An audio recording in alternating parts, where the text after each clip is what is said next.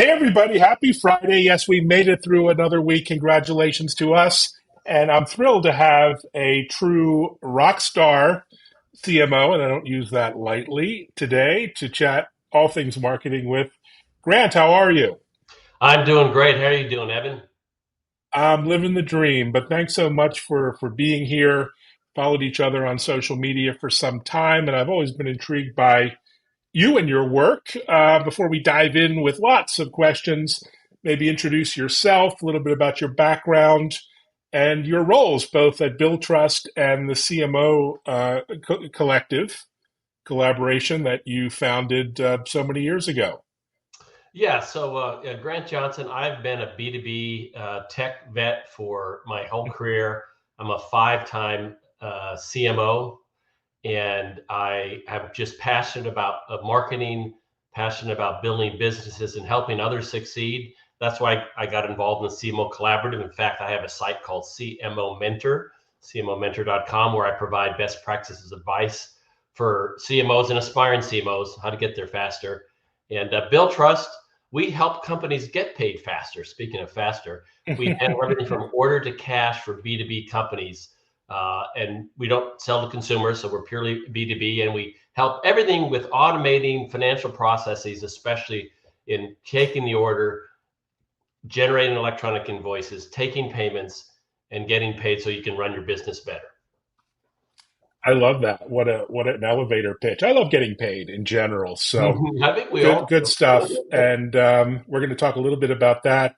But maybe, talk a little bit about your marketing experience. In particular, to me, it's sort of the best of times, the worst of times story with marketing and social and digital.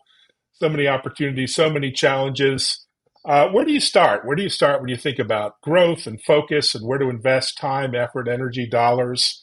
Maybe give us a bit of your philosophy, if you would, around that. I think the definition of marketing for B2B vets, B2B tech folks especially, is about setting expectations of what marketing can do, because it's probably the most subjective of the various functions within a business. Like, you need your code without errors, or you balance the books precisely, but marketing is very subjective. So what I do is, when I'm starting a company at the beginning of each year, I align with the rest of the executive team. What are our key goals? And we have various objectives we're trying to achieve. We're going to grow revenue. We're going to increase net retention, a great one for SaaS companies. We're going to lower the cost per customer acquired.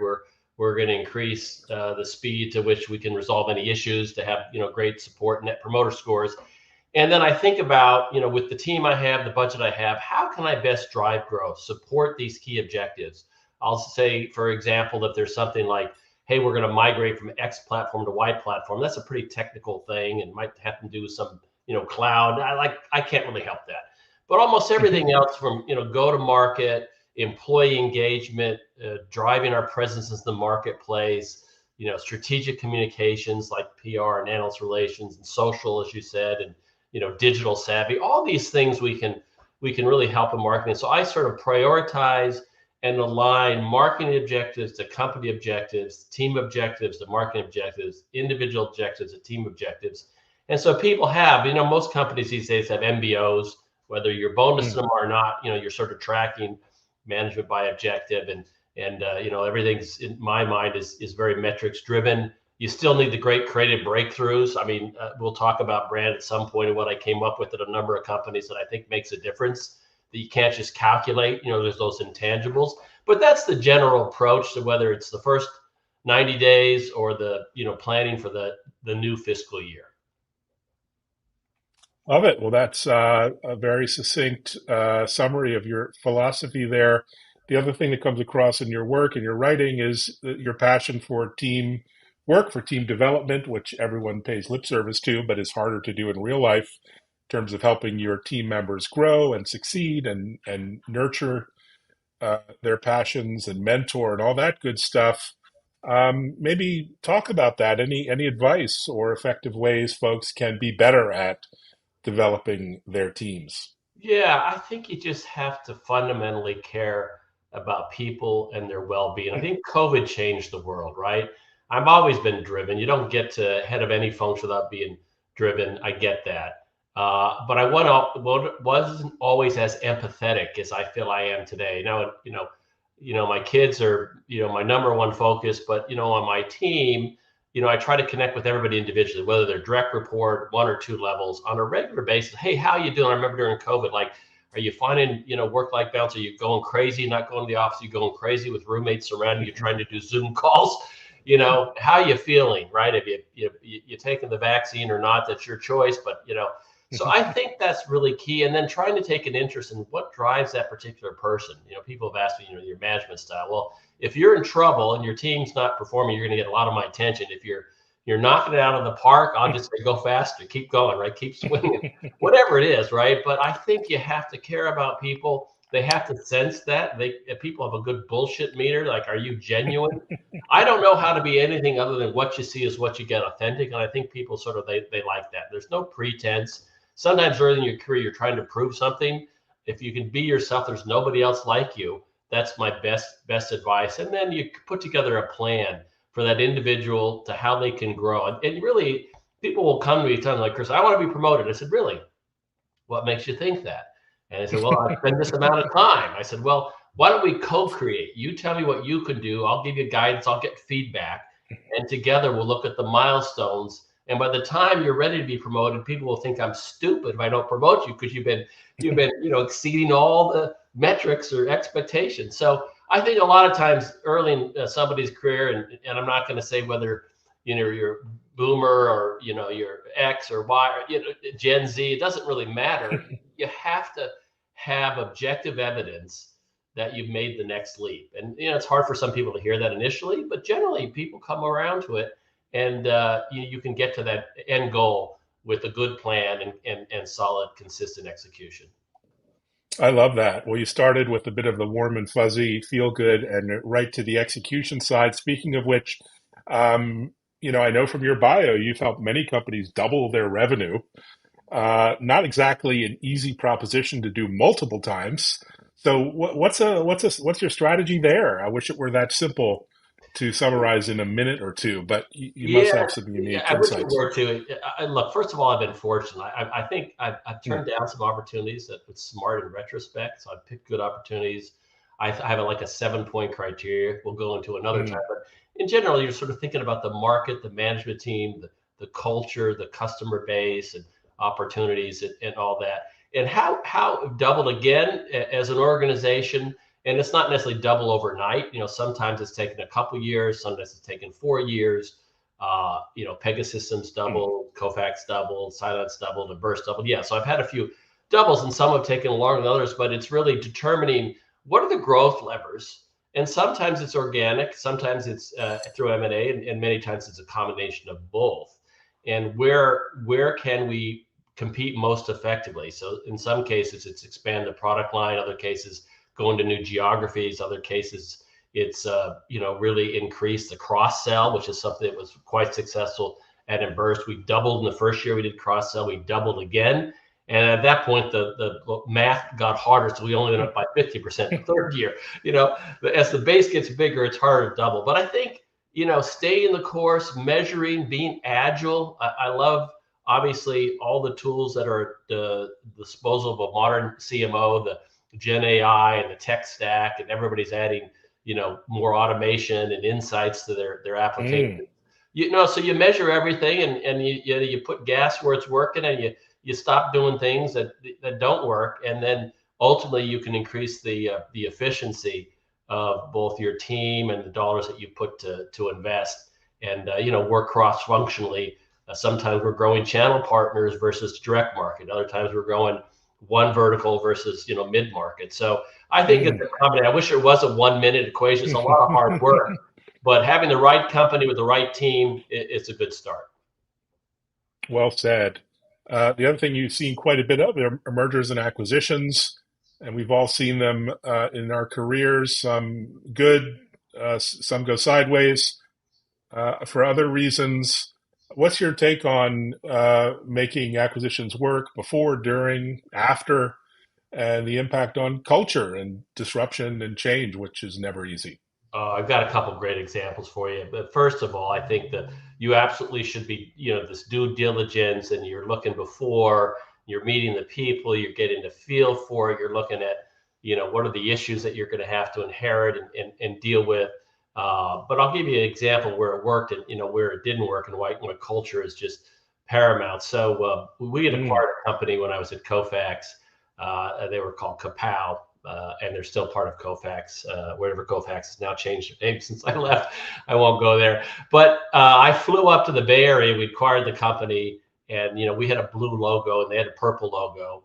And they said, "Look, I don't want to be part of this Kofax culture." I said, "Yeah, but we're growing, and we're investing in you, and this product's going to help us." And no, not. I want to go back to a startup. So there was nothing I could do. There was nothing the company could do. I mean, I personally, my third day on the job, I flew up to this company we just acquired to try to convince them.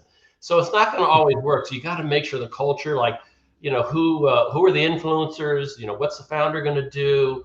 What were people's career paths? Did they all just join, or they've been there 5 years, or cashing out? You got to understand that part, because if you're really buying the intellectual property and the people walk off the door. So that's the case where it didn't work. Another case, we merged with Perceptive out of Kansas City, and we were based in Irvine, California, when I was at Kofax. And I met with the team. There's a lot of trepidations, like everything's going to be decided from California. We've lost our autonomy. We'll have no mm, influence.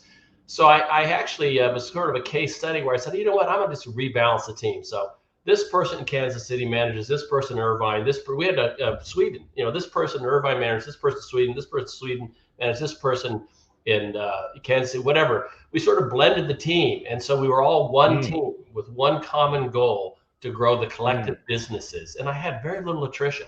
I think if I just sat there, this is back when you used to go to offices, right? If I just sat there on the speakerphone and said, "Here's what we're going to do, guys, let's go," they would have ran screaming to the door. But instead, it worked out, and I'm still in contact with a lot of those folks. In fact, I've mentored 15 CMOs, and Wow. one of those was she was on the fence at the time, and that was a positive culture experience. But you're absolutely right. You need all the due diligence, the financial savvy, but the people, you got to bring them along, and they want to be part of the go forward business. Otherwise, you want to determine that fast, so your fence sitters can really hurt you. Great point. Yeah, participation is key. Um, this is a question I ask a lot of people with so many areas in marketing now to focus on, so many platforms, niches, social. I'm on about 12 different platforms right now. Does your team decide where to invest your, not just money, but time, effort, energy for optimal growth? Yeah, it's a constant challenge. I've got about 40 folks on the marketing team, about the right size for a company, with our revenue. And we, I've always leaned heavily into digital. I was fortunate early in my career when my first CMO gig at Pegasus from '09 to 13, and things were just kind of taking off. I had peers that were at HubSpot and Eloqua and Marketo and so forth. So we're kind of pushing the envelope with each other. And now it's sort of like it's given that you've got to be digital, and more digital with Gen AI than ever before.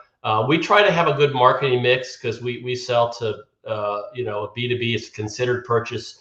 There's a buyer committee. There's multiple people at different levels, and you want to engage them. Some prefer to watch your short content, what I call snackable content videos. Some might read one of your white papers. There's no one way. Some will come to the webinar, watch it on demand, or watch it live. Come to an event, want to press, shake hands and so forth. So you have to have the right mix. I do lean more towards what I can measure and what I can scale faster. Like, I don't think I can add 10x events and get the same pipeline, but certainly I can add 10x a variety of digital tactics. And we do all the Mm, usual things. We do content syndication, SEO, and search engine advertising, and retargeting, and nurture streams. And so we just kind of balance all that. And then I encourage the team to experiment. Last year, I had the team, my director of content marketing led this. We did 400 Gen AI experiments, and we've now adopted 15 tools, mm, because everybody can automate some part of the job. Yeah, sure, content writing is a lot easier than graphic design or maybe marketing mm. operations, but there's new tools all the time. It's a great time to be in marketing. So I think you just have to maintain the balance. And I put my energy where I think it needs the most help, or where I have the most interest. And so that's kind of how I sort of balance my and my team's time. Well said. Well, that's a great model for all of us out here. And speaking of AI and Gen I mean, I feel in the last year I've gone from my little team of three to having an AI virtual team of 10 based on all the tools and the new tech stack I'm using. And it's phenomenal. I can't believe how much my life has changed personally, professionally. But in a bigger organization, what do you think a marketing leader's job will be now in this new world of AI, Gen AI moving forward?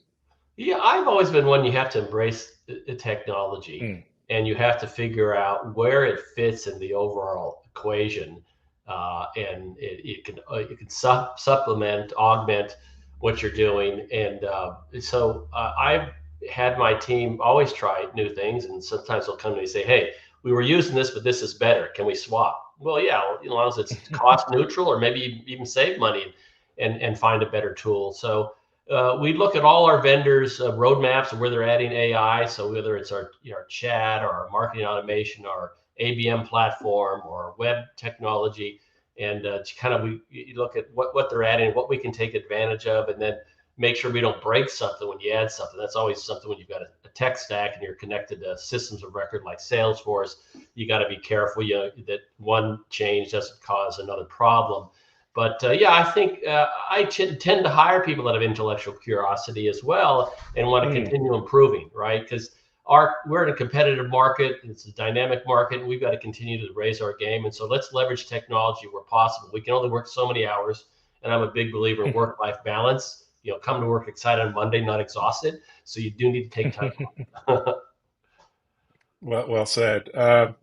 So you've been involved in all aspects of the marketing game, but it's different B2B, but also marketing to small businesses, mid-size, large global enterprises, very different propositions these days. Maybe talk about the challenges of each of those, categories. And are you currently at Bill Trust, for example, serving all those different size businesses as well? Yeah, we're currently not serving small business. I've done that. I've Hmm. done B2C, but I ran Hmm. Norton brand worldwide back when they had packaging and you could buy store the downloading software, SaaS, on When you demand. used to buy software, You shrink remember that? wrap. Wow, what a Yeah, we got a day it little was. gray hair Yes. to prove that we remember those crazy days, and I was part of the yellow box team for Sunday. But anyway, yeah. So small business and burst, we had the Emburst card. They had that, and so anybody could get, card that gave you cash back and manage your expenses 2 for 1. A lot of other companies do that, like a Brex, for example. And so we don't do that. We have because we're helping companies get paid faster. We're managing hundreds, thousands, tens of thousands of invoices. Small businesses, they're not Wow. going to generate enough to where it doesn't mean they shouldn't digitize and be, but they're not the best fit for our capability, our broad platform. We call it unified accounts receivable, unified AR. And so for us, the corporate or mid market and enterprise, what we try to do is determine what the key buying criteria would be, and we really start by selling the business value. A lot of companies call it the as is and the to be. So we say, look, here's a problem you're trying to solve. If once we work together, because it takes people, process, and technology, here's the outcomes you can achieve, the ROI, payback period, wherever it might be. And we find that if we make the business value tangible and the prospect agrees, it's not our calculation. They have to use their own numbers. And then we get a lot of great case studies where we show that we've dramatically shortened the DSOs, day sales outstanding. We've improved, it takes to lower the days. We have a days to pay index that we've aggregated billions of dollars of payments data that we manage, and we can tell every vertical, every segment, like, are you getting paid faster or slower? And if you're getting paid slower, hey, we can help you get paid faster with our technology. Mm. So you have to approach it, uniquely to that segment and in many cases to that vertical, so that it resonates. People like to buy from companies who have sold to people they know, in their field. And so the peer influence and our community and our reference program and our, Bill Trust Insight that we're doing in April and in Phoenix, Arizona, all these things make a difference to try to influence the buyer to consider us and the customer to stay with us. In fact, hopefully grow over time. Nice, great strategy. So beyond Bill Trust, talk about the CMO collaborative that you founded and built and nurtured into quite an interesting organization. What's the ongoing mission, and how can folks participate? Yeah, there's chapters. CMO Collaborative is a website. There's, I think, 24 chapters. In fact, I'm Mm. driving after this call to LA. I'm in Southern California, so there's LA, Orange County, and San Diego. It's just big metropolis, right?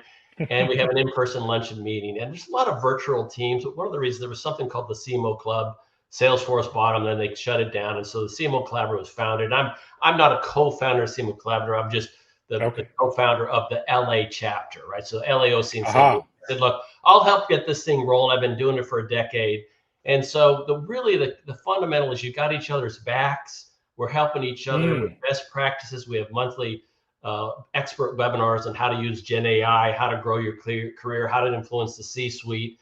And you can just pick up the phone, private conversations, because like most CMOs, I can't go to the CEO and say I'm stuck.